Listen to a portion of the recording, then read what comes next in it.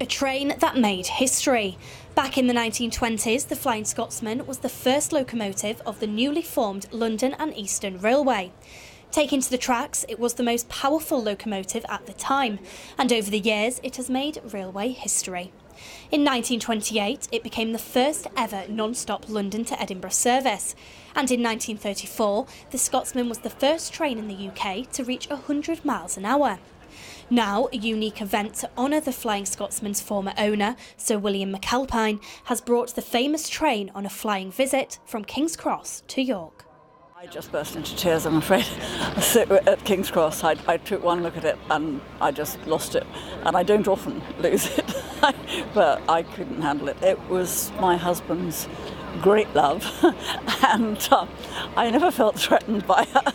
No, but I just watched him and I watched the expression on his face whenever he saw her, because we were married after he'd told her, and as I say, when I first met him he was busy trying to get an NRM to take her, and you just had to listen to his conversation to know that this was such an important thing in his life.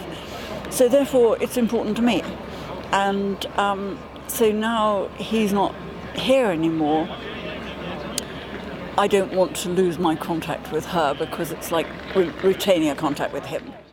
The Flying Scotsman hauled a commemorative train, which is to be named after Sir William McAlpine, remembering his life as a major figure in railway heritage in Britain. Well, Bill McAlpine, he came from the construction family, Robert McAlpine. His grandfather was Concrete Bob. Probably his most famous construction was the West Highland Line, particularly the Glenfinnan Viaduct, the curved viaduct that appears in all the Harry Potter films. So Bill was a member of that firm. He worked with that film all his life, but within the railway community he's most remembered as a really big figure in railway heritage, railway preservation, and at one time he was the owner of Flying Scotsman. Here at the National Railway Museum, preserving the history of the railway as well as the trains is something that they feel very passionate about. Well, Flying Scotsman is a classic example of British railway engineering. It's one of the finest examples of a locomotive, a steam locomotive you will ever see. It was the first train to be officially recorded at 100 miles per hour. That's one reason.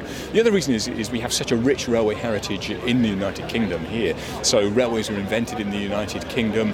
They're enjoying a renaissance today with, we're talking about high-speed travel up and down the country.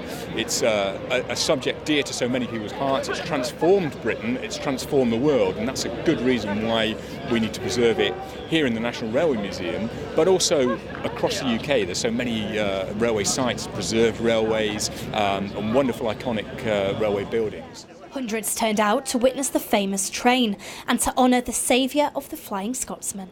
When you look at the people along the track, there are so many, wherever she goes. It's not just today, but if there's a bit of publicity and people know she's going to be there, she's out there and they want to see her. And it is slightly bonkers because she is just an engine, but she's not just an engine, is she? Next month, the locomotive turns 96, but it seems that this steam train's time on the tracks is far from over. Abby Walker, That's TV.